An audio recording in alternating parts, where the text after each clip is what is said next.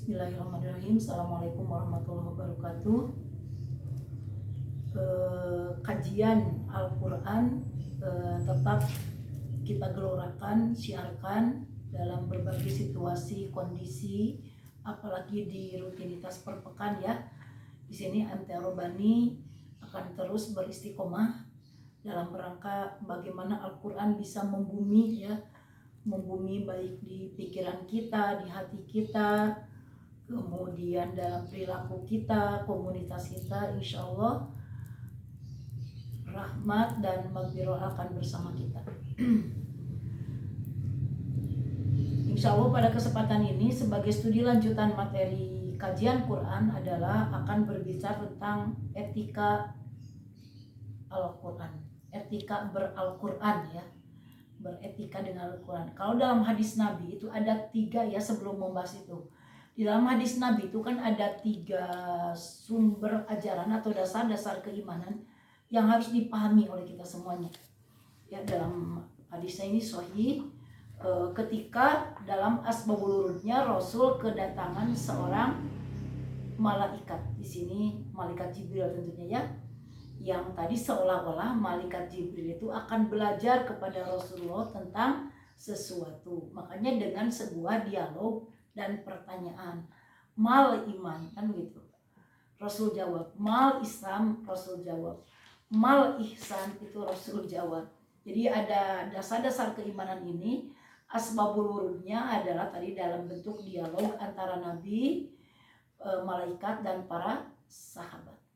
Ketika Jibril mengatakan mal iman, di situ yang digambarkan oleh perawakan seorang laki-laki yang tampan, bicara mal iman. Apa iman itu?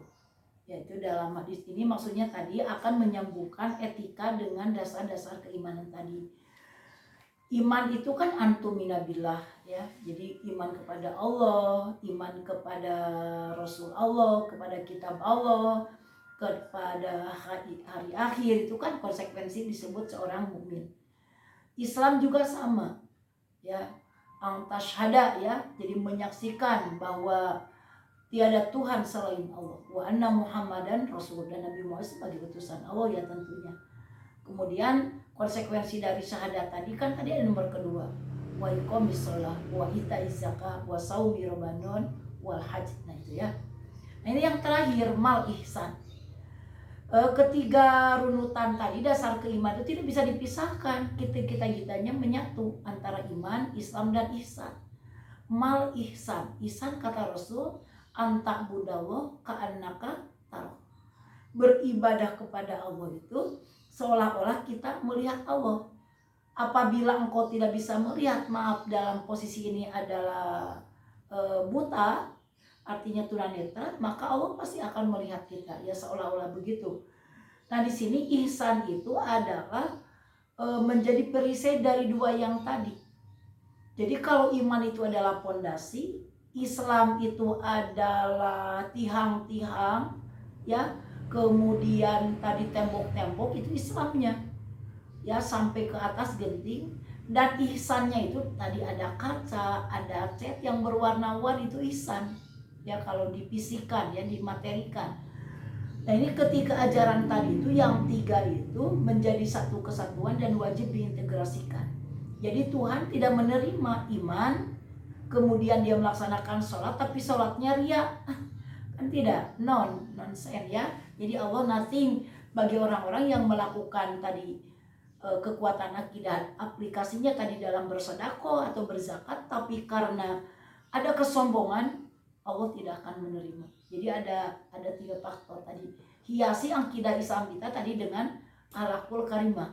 Nah di sini akhlakul karimah itu adalah etika itu. Makanya Rasul diutus ke dunia itu semata-mata adalah untuk menyempurnakan akhlak mulia. Wa ma ars, apa hadisnya?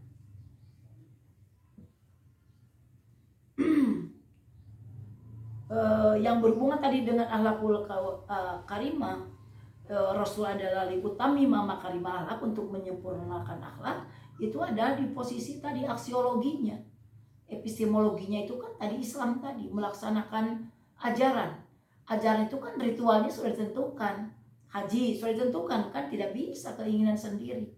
Kemudian misalnya tadi ada wacana ya, kenapa Anda itu tidak berjilbab ya oleh seorang tokoh di dalam televisi, apalagi itu sebuah namanya juga dijadikan sebagai nama kegiatan di dalam program televisi.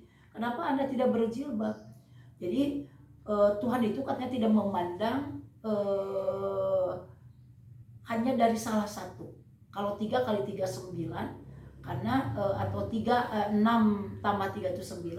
Untuk mencapai 9 itu kan bisa 5 tambah 4, kemudian tadi 9 tambah 0 kan bisa begitu, tidak bisa begitu.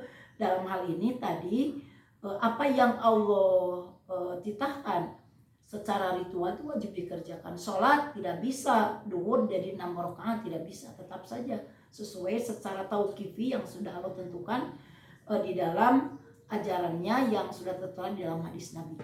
Nah di sini kan etika tuh, jadi etika itu sangat tadi dekat dengan karakter ya, kemudian watak, kesusilaan. Kalau dalam kamus umum itu adalah yang berhubungan dengan perilaku yang baik dan buruk, itu kan etika.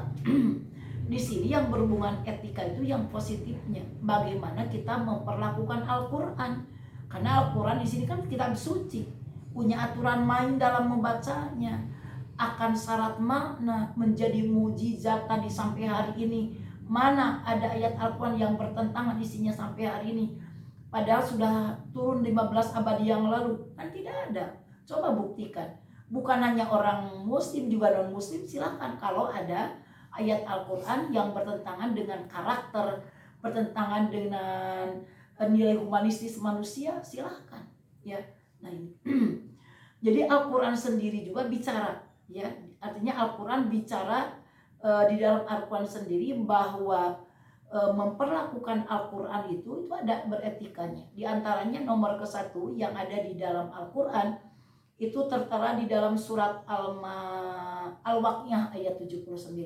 Al-Waqiah ya, yang sudah kita hafal dan menjadi dzikir setiap waktu, dan ini menjadi surat-surat pilihan yang Rasul baca ya. Bismillahirrahmanirrahim, la yamassuhu illal mutahharun. Tidak boleh menyentuh Al-Quran kecuali orang-orang yang disucikan, orang-orang yang suci. Ini saya menjelaskan terlepas dari perbedaan pendapat, khususnya di madhab antara Imam Syafi'i dan Imam Hanafi ketika memahami lapad masa atau lamasa, atau juga mutahharun sendiri juga berbeda. Tapi yang jelas ketika dipersamakan bahwa Al-Quran itu hanya boleh dipegang hanya orang-orang yang suci. Imam Syafi'i misalnya suci dari hadas, baik hadas kecil maupun hadas besar. Hadas kecil saja harus bersih, apalagi hadas besar. Ini dalam rangka tadi sangat menghormati kemuliaan Al-Quran. Bagi yang tadi tidak di sini, maaf, posisi perempuan tidak dalam nifas atau dalam haid ya, atau dalam keadaan junub misalnya, jadi terlebih dahulu bersihkan dulu secara fisik kita dengan mandi atau dengan berwudu. Itu tidak sampai haram sebenarnya, tapi ini etikanya ya, beradabnya tadi bersentuhan dengan Al-Quran. Nah itu ya, jadi kita juga kan ingin sangat memuliakan, karena ini kan bukan buku biologi ya, walaupun di dalamnya bicara Tuhan tentang biologi, tapi Al-Quran bukan kitab atau buku ilmiah ya. Nomor 1 itu ingat ya jamaah, adalah tidak boleh menyentuh Al-Quran kecuali dalam keadaan suci. Yang kedua itu adalah kata Allah dalam Al-Quran, awalilah ketika membaca Al-Quran itu dengan ta'awud, dengan isti'adzah ya, dengan isti'adzah sebagaimana dalam firman-Nya Quran surat An-Nahl ayat 98. Fa idza qara'tal Qur'ana fasta'idz billah minasyaitonir rajim.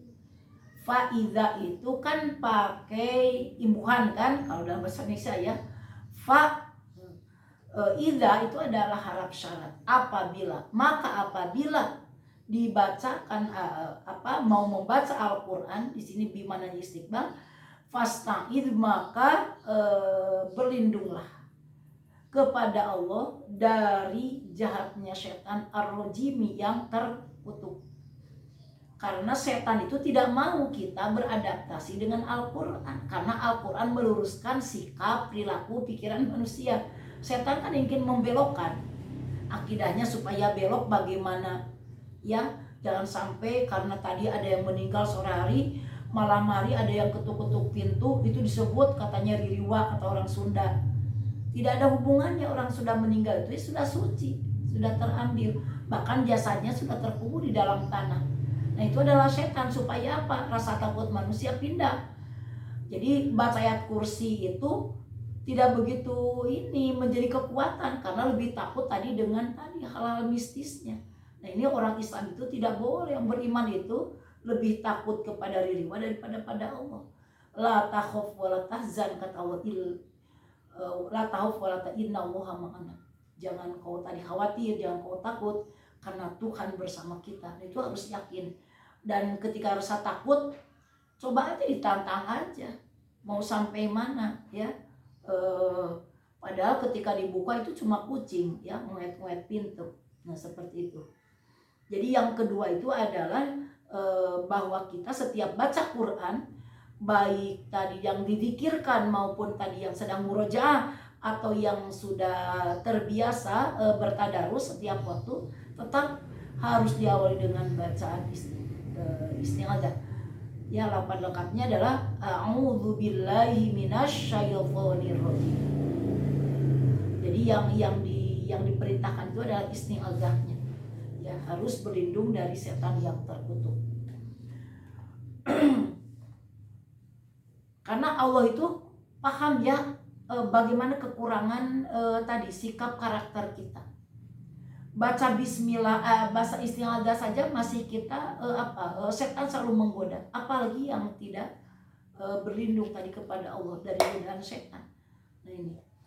Kemudian yang ketiga dalam beretika membaca Al-Qur'an itu adalah baca yang termudah dari ayat Al-Qur'an. Jangan jadi alasan saya mah teu masantren, ya, atau tadi sama masih ikro. Jadi yang hafal dari diri kita minimal Al-Fatihah itu kan menjadi konsekuensi seorang muslim kan wajib sholat, karena sholat tanpa Al-Fatihah tidak sah, karena menjadi rukun qauli kan, menjadi rukun qauli. Jadi kata Allah di dalam surat ini hanya bagian kecil dari surat Al-Muzammil ayat 20, faqra'u ma tayassara minal Qur'an. Ini saking Allah mempermudah kepada kita. Ketika kita ditimpa musibah, bacalah Al-Qur'an yang kamu bisa saja, yang kamu hafal saja, yang kamu mudah untuk membacanya. Faqra'u itu kan menggunakan tadi fil amar, disuruh oleh Allah. Iqra'u, kalau tidak ada fa-nya kan iqra'u, bacalah oleh kalian semuanya. Ma dari Quran, tayassara yang mudah dari mulut Adam, min Al-Quran dari bagian min ba'di ya dari Al-Quran. Silakan hafalnya surat Al-Waqiah, silakan. Selalu Al-Quran menjadi tempat pengembalian kita, baik dalam keadaan senang, dalam keadaan tadi kurang baik, tidak sehat. Silakan Al-Quran menjadi wasilah tadi untuk memperkuat minimal mental kita, bahwa ikhtiar ini insya Allah membuahkan hasil, asal lurus niat aja. Karena di sini bukan semata-mata yang berbasis materi yang akan menyembuhkan. Bahkan hari ini temuan terbaru yang punya mah itu 80% karena pola pikir yang salah, 20%-nya dari pola makan yang tidak teratur. Ya, nah itu. Jadi Al-Quran sudah mewanti-wanti sebagai anugerah tertinggi. Alhamdulillah kita diberi takdir oleh Allah menjadi seorang muslim mukmin yang istiqomah dan selalu mentilawahkan Al-Quran dalam setiap saat. Apalagi kita indahnya menghafal Al-Quran dengan tadi minimal tadi ada ayat-ayat pilihan. Kemudian yang terakhir mungkin bisa banyak ya, karena ini ijtihad saya yang diambil dari aplikasi Al-Quran Al-Hadi. Itu adalah dosen senior saya yang dulu almarhum Pak Lutfi memberikan aplikasi Al-Quran Hadi. Itu dari mulai bab besar grand teori kalau di dalam ilmu penelitian, sampai ke juz'i, par'i, sampai di bawah par'i. Misalnya tadi ada indeks Al-Quran itu ada 8. Salah satunya adalah tentang akidah. Akidahnya tentang apa? Oh, kitab suci. Kitab sucinya mana? Bukan Injil tapi Al-Quran. Di Al-Quran juga membahas ada puluhan tema dalam Al-Quran. Saya klik yang berhubungan tadi dengan etika Al-Quran. Nah, ini salah satunya. Kita disuruh juga oleh Allah untuk bersujud ketika mendengar ayat-ayat sajdah. Ya. Itu tidak sampai maksudnya tadi mendapatkan siksa Allah bagi yang tidak mengerjakan. Ini kan etika tadi. Ketika membaca dibacakan ayat-ayat saja, maka menyengaja diri kita bersujud kepada Allah. Ya, misalnya dalam salah satunya dalam surat Ar-Ra'd ayat 15, walillahi yasjudu man fis samawati wal ardh. Hanya kepada Allah lah kan tadi bersujud makhluk-makhluk baik yang di langit maupun yang di bumi. Itu ada kata yasjudu. Usjudu li adama fasajadu illa iblis. Kita disuruh bersujud. Nah, gitu ya. Kepada Nabi Adam ketika dialog Tuhan, Nabi Adam dan iblis, kecuali iblis yang menolak. Dan sampai hari kiamat iblis itu tidak akan pernah bersujud. Ya. Apalagi kepada Allah. Nah, itu ya. Di dalam penjelasan ini tentang beretika bersama Al-Quran ini perlu dihayati ya, menjadi efektif di dalam diri kita untuk selalu mengamalkan etikanya, beretika dengan Al-Quran. Jadi tidak bisa begini kalau dalam romantik ya, niatnya baik gitu ya. Niatnya baik tadi, kemudian caranya salah, maka endingnya natijahnya pasti salah. Ya, niatnya baik mau memberikan nasihat pada orang, tapi tidak dengan etika cara yang baik, maka endingnya jadi tidak baik karena tidak diterima. Kalau caranya tadi tidak dengan bil mau'izatil hasanah ya, kalau istilah Al-Quran, dengan petutur yang baik, kemudian tadi dengan persuasif, mengajak, tidak menjudge kan. Masa 50 tahun baru belajar Al-Quran itu kan sudah diputus semangatnya. Nah, tidak ada kata terlambat dalam belajar, dalam memahami, dalam mengkaji, menganalisis Al-Quran. Jadi insya Allah di pertemuan ini tentang etika mohon diindahkan oleh semuanya supaya menjadi berkah untuk kita semuanya. Mungkin untuk materi ini cukup sekian ya. Insya Allah menjadi murojaah di pertemuan selanjutnya, karena nanti insya Allah akan membedah semua ilmu-ilmu yang berhubungan dengan Al-Quran juga hadis Nabi. Terima kasih pada semuanya. Wabillahi taufiq wal hidayah. Wassalamualaikum warahmatullahi wabarakatuh.